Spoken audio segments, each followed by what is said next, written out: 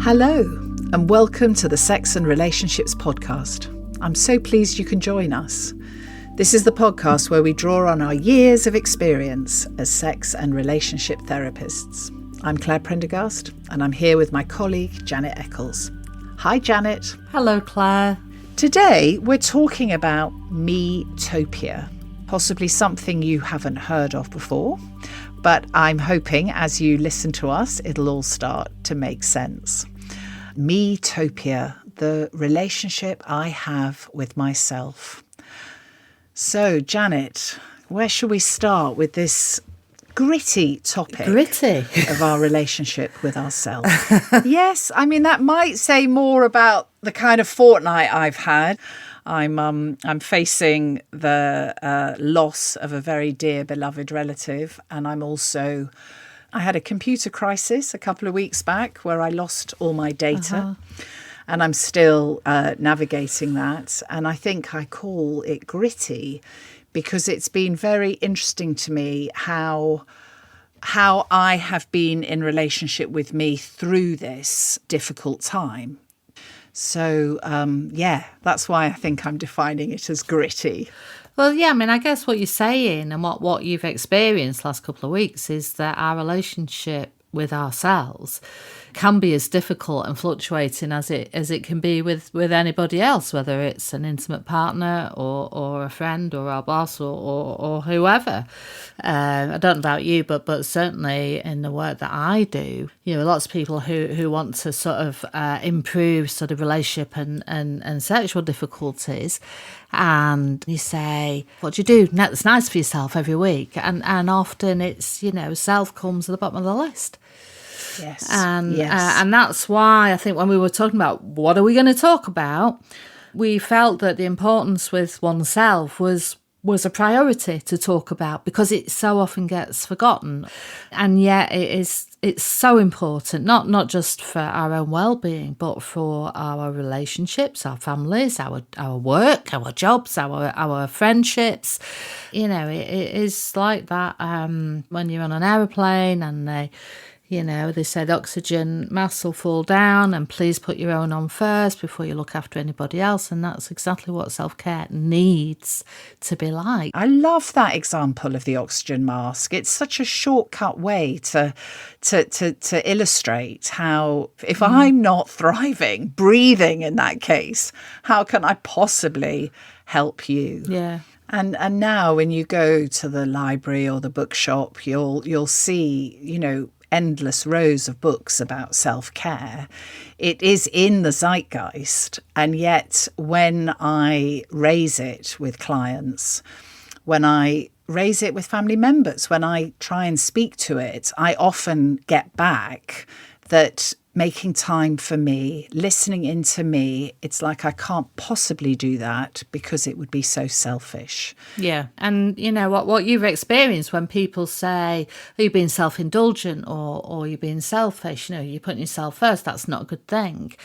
Not only is it a good thing and it's essential, but when I'm sort of talking about this area, I really like the phrase, be selfish for the team. You know, as long as you're not being overly selfish and mean and ungenerous and not nice to other people around you, but just selfish enough so that you, like you say, it's just about getting those needs met. And you're absolutely right. There are a million self-care books on personal well-being, and it's like everybody's got an opinion, and that can get a bit overwhelming at times. You know, I certainly feel like I'm being lectured every time I open the paper in the morning about what I should be doing, what should I be doing now, and what have I been doing wrong in the last 6 months, and that's difficult sometimes. And actually, which is what I think you were sort of alluding to, Claire, is let's trust ourselves. We know what we need.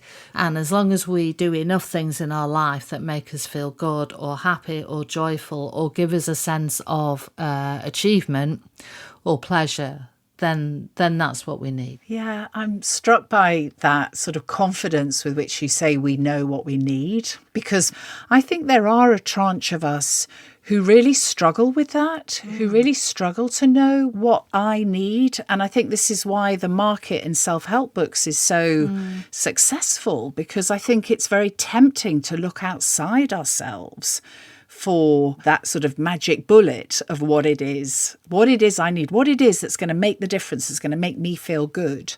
And by all means, I think we can look at these resources for inspiration or for ideas.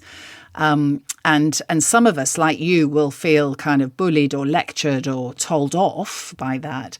But others of us will get ideas. But I think, by all means, let yourself get inspired. But ultimately, you are only going to discover what works for you. You know, my sister she goes circuit training. You know, she likes her gym. She's a member of a gym, but she doesn't go in the building. They train outside in the yard, whatever the weather. And she showed me photographs. And I tell you, Janet, I can't think of anything worse than doing what she does 2-3 times a week and gets such a buzz off and loves. But me, with my restorative yoga, my gentle swimming, my bit of meditation, my nice slow amble through the park, you know, my idea of self-care is her idea of hell. So self-care is very personal. Well, exactly. And I guess what you've just described there with you and your sister is two different people who enjoy two different activities, but both of you get a real sort of feel-good buzz from the things that you've chosen to do. And I realised, I just sort of said, I open the paper in the morning and I feel bullied and overwhelmed by all these things that I should be doing and haven't done yet. And actually, you know, I'm not such a dinosaur that I don't go on Instagram as well. But I suppose when I go on Instagram and I look at beautiful body after beautiful body after beautiful body, doing all of these things, and I don't look like that, I've no hope of looking like that, I just feel terrible. And it makes me, you know, think of some of the people that I'm around where going to the gym 4 or 5 times a week is non-negotiable. And is that about because it's enjoyable, or is that because I need to have an Instagrammable body? And if I don't go to the gym umpty times a week, then I'm not going to look like that. And you know, and how much then does something that is supposed to be good for us turn into something that is actually a pressure and an anxiety and a keeping up with everybody else, because otherwise I'm not a good person, or I'm not beautiful, or I'm not doing what I should be doing, and then self-care becomes something else entirely, which feels a bit toxic, actually. So it's a complicated subject.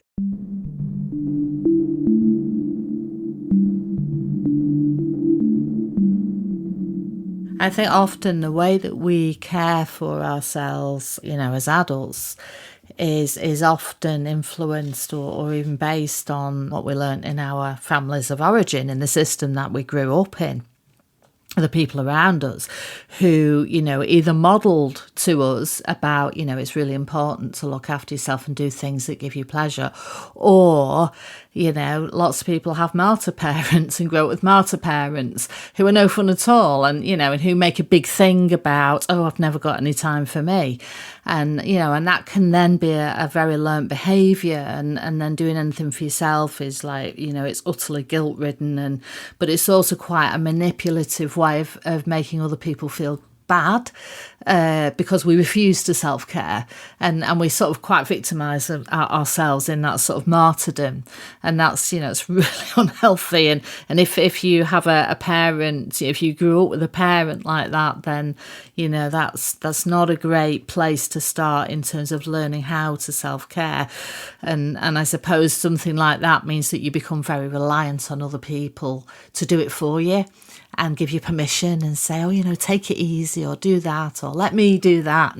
And that's not a good way to be. It's a very needy, independent way of being, rather than being able to look after ourselves. And I guess on that, the good news is, even if we had appalling role models and didn't learn this when we were children, we can learn it as adults. You know, the only difference that brings to the mix is that some of us find this easy, and some of us find this is a real stretch for some of us. We need to relearn and retrain ourselves to recognise the value of this.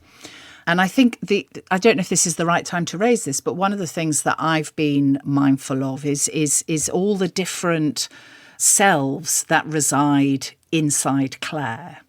Do you know, there's a critical parent, there's a loving parent, there's a kind of tyrant, there's a compassionate, kind friend, there's an inner teenager, there's an inner toddler, there's an inner rebel. Do you know, there's lots and lots of selves that reside within Clare. And Janet, I've just got a concern that listeners, you know, some of you listening to us are going to think, oh my God, Clare's a schizophrenic. You know, there's all these different people in her. It's like, I'm not talking about mental illness at all. I'm talking about this community of selves that reside within us who at different times are really helpful. And it's knowing which self to bring forward at any given time. Yeah, and I think we all identify with that. I mean, was it Victims and Villains when we were talking about conflict? You know, we were constantly referring, weren't we, to how old are we? Which of ourselves are we bringing into this conflict? And I think this is very similar in that.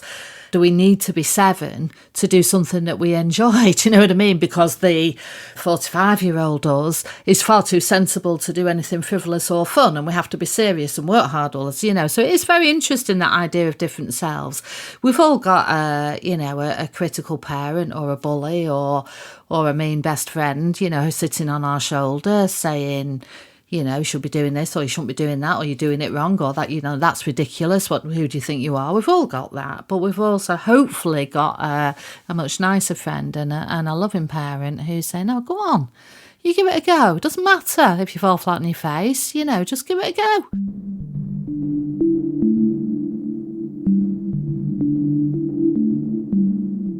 Have you ever come across a chap called Damian Hughes? He's like a motivational speaker, and you know, and he's done like business stuff, and is sort of very inspirational for young people. He's got a few books out now. Have you ever come across him at all? No. I heard him speak once, and I thought he was really good. But the one thing that I took away from that presentation was, you know, Maslow's hierarchy of needs, you know, where at the bottom you got like shelter and water and food, and then as we go up the triangle, the hierarchy, the pyramid, that our needs are sort of prioritised. And he sort of was influenced by that hierarchy of needs, and he came up with this idea of, you know, sort of 4 corners of well-being. And the 4 things that he cited as being really important were a sense of safety, a sense of control, a sense of value, and a sense of belonging. And I think it's a really useful exercise to ask ourselves, to score out of 10, how safe do you feel right now? And if you think, oh, actually, yeah, it's about 3. Well, that immediately you've got, okay, what do I need to look at to make myself feel safer? And then value, I guess, is something that we talk about a lot, isn't it? Because there are different sorts of value, that there is a sense of being valued by the world, valued by work, or valued by family and friends, or valued on social media, or whatever it might be. You know, that external sense of value can be so important, and sometimes far outweighs actually our own sense of value, our internal sense of how much we value ourselves. And we know, Claire, don't we, that those scales can be weighted very much, you know, the wrong way, that we put far too much weight on what the rest of the world thinks about us, and often don't value ourselves enough and pay attention to ourselves enough. And then, of course, what goes in with that as well is that self-actualisation. You know, are we being the people that we want to be, that we thought we would be? So all of that feeds into this sense of value in our lives. And then lastly as well, and you know, something else which I think is really important, is to have a sense of belonging. As human beings, we can be quite tribal, whether it's football teams or music, that often we like to find our group. I very much identify as a Manc, and I've pulled your leg many times in the past for being posh, which I know you've rejected utterly and completely. But I suppose that's part of me and how I see myself. But all of those things, I just think, it's a really good way if we feel not okay. Safety, control, value, belonging. What's depleted? What's missing? And then, it sort of gives you a framework to figure out what needs a bit of work here. I've not come across that particular tool, but I can really see the value of that lens. It's just as you say, the 4 pillars, it's you can just go through them one by one and see, is that need being met? And I love where you ended, the need to feel a sense of belonging. And I think for lots of you listening, and certainly for me, there are often times when I don't experience a sense of belonging. I do feel kind of on the edge. I do feel alone or lonely even. And that is erosive for your well-being. I'm not talking about solitude, which is something I deeply, deeply value and need large swathes of it, and nourish myself through solitude, which is one of my go-to ways of resourcing myself, is compromised when I don't have that sense of belonging. I don't feel I don't know my place within my community. But when that's in place, my capacity to delight in solitude is just there.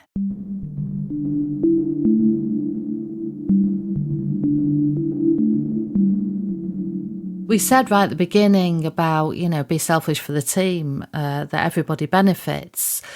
And when I was thinking about how I use this in my profession when I'm working with people, and I think pretty much almost, and I'm really sticking my neck out here, Claire, every woman that I've ever worked with who's come to see me because they're struggling with a loss of or lack of desire for sex, I cannot think of one person that I've worked with who has had great self-care in place. So that's one of the very real, tangible, practical responses to having nothing for us.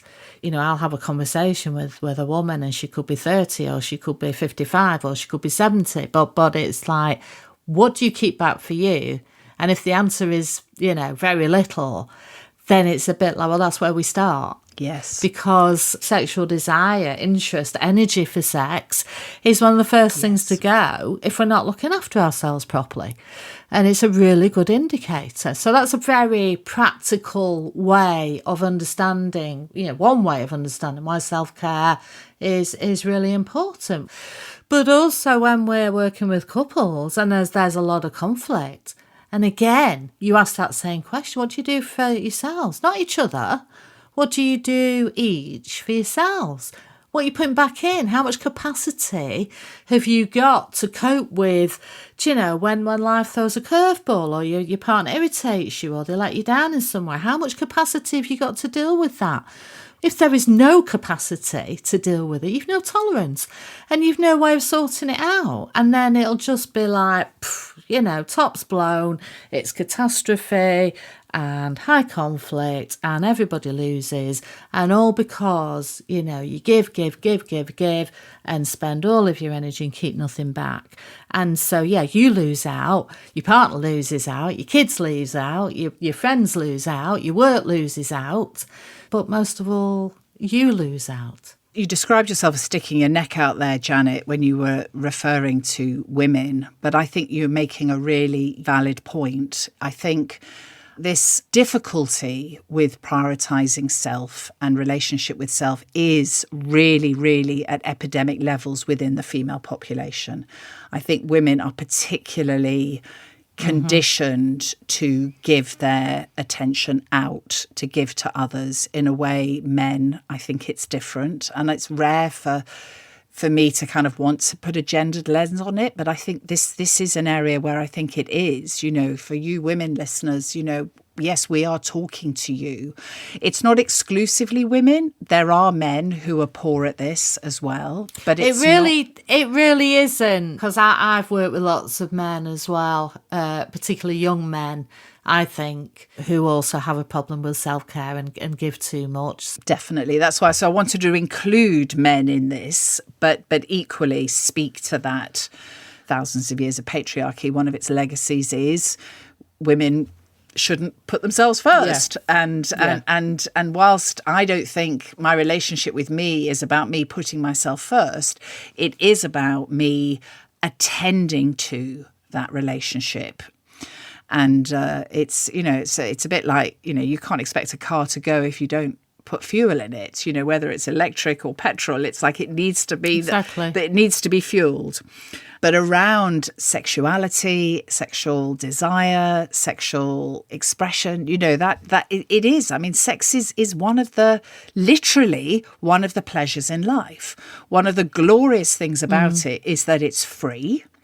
And recent research has illuminated that for women, an orgasm a week can put 5 years on your life.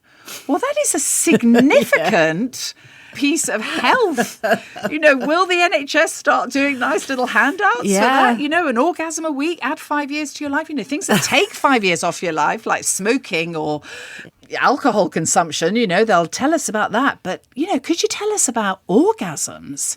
These are such valuable activities to engage in, and they extend your lifespan. Yeah. And we can have them by ourselves. Yeah.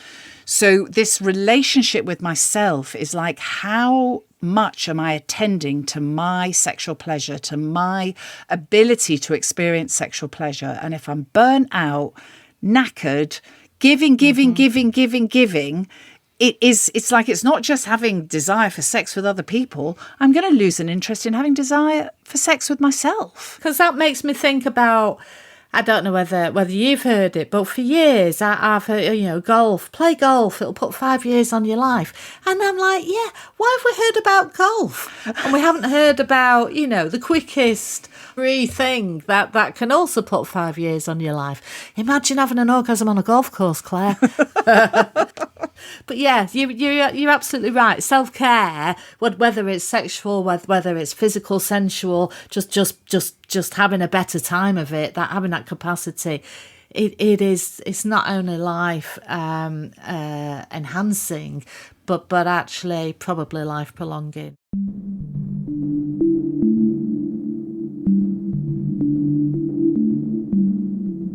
I just think it's useful to sort of summarise that in terms of my relationship with myself, some of the activities are really, it's not rocket science. It's making sure I have enough rest, making sure I have enough of the right food, making sure I have enough exercise.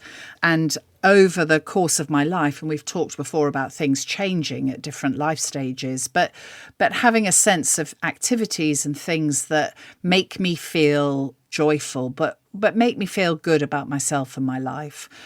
And within a relationship, sometimes this is really, really important, that even though I'm in a relationship, that I have time where I go and do the things that I like.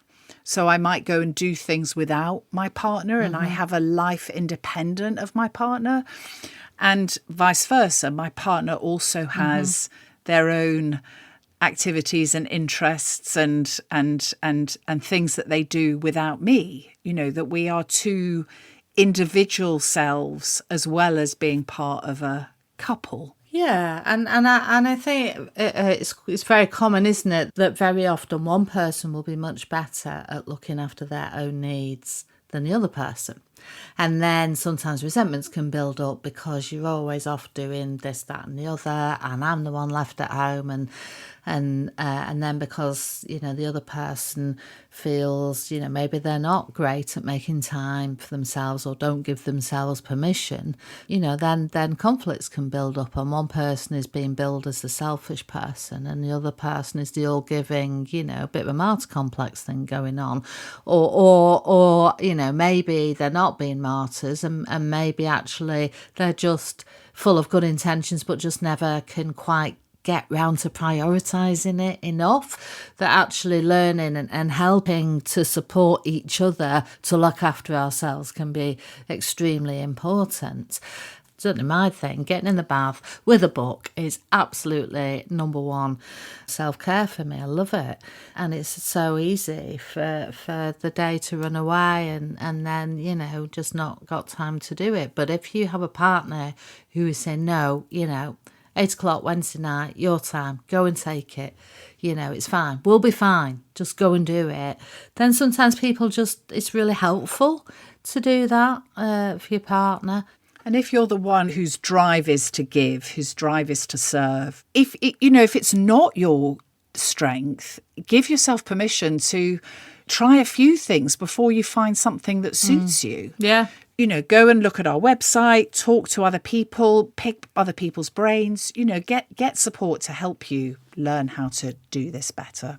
And of course, it doesn't have to just be the big stuff either, does it? You know, 5 minutes inserted in the day to put some music on and dance around for a bit, or grab your hairbrush and do a bit of singing in the kitchen, a bit of hairbrush karaoke in the kitchen, or doing a few yoga stretches, just fit them in because it makes you feel better and it gets rid of the tension in your shoulders. You know, it doesn't have to be the big stuff. It can be just putting in the little things. I'm so glad you've said that, because when I was thinking around what's the thing that I've found to be the biggest difference that makes a difference, and it is to punctuate your day with pauses. Just to have a moment of rather than getting, onto the next thing, just affords me that chance to come back to Clare and be home before I go into my next and my next and my next. Yeah. So, I mean, I guess what we've been talking about is self-care. It's not just what people on TikTok or Instagram are telling us. It can be so many different things, as long as we get a sense of pleasure or mastery, some sort of sense of achievement out of it. And we're doing it for us. And I suppose that's the key. Learning to be selfish is not necessarily an easy thing to master. And I do want to challenge the word selfish. Maybe learning to be self-aware, learning to be self-attentive. I mean, you talked about control earlier when you were talking about that dude with his pillars. you used the word control. I prefer the word agency. Being able to notice where I can have agency and where I can't. And in all our relationships, the one we have the most agency in is the relationship with ourselves. And yet it's often the relationship that we drop out on and we miss. And yet if we can attend to that relationship, our capacity to be awake and present and able to be in healthy, life-giving relationships with others will be enhanced exponentially. Oh, Janet, I think we're coming to the end of this episode. And oh my word, it's also the end of this current series. Gosh, yes, series 1. This is the final one. If you'd like to read more about what we've been talking about, then please do visit our website, thesexandrelationshipspodcast.com. Yep, that's it, thesexandrelationshipspodcast.com. Thank you so much for being with us. And until the next series, from Janet and I, bye-bye. Bye, Claire. Till next time.